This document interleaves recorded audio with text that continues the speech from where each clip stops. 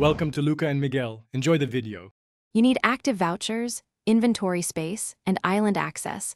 Log into Wild Horse Islands and open the training menu. Select the horse class you want to train and choose the voucher option. Vouchers apply immediately to skill tiers and skip XP cost. Once you pick a voucher, confirm the cost in tokens or currency, then assign the voucher to a specific horse slot.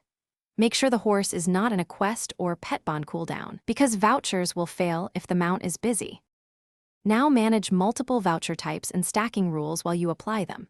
Verify tier limits, expiration dates, and whether vouchers stack across different skill trees. Some events lock stacking to 1 per tree.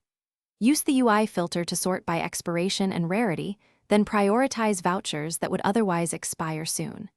Once you apply a voucher, track the resulting attribute changes in the stats pane, and test the horse on a short run to confirm applied bonuses. Adjust remaining vouchers to balance speed, stamina, and handling.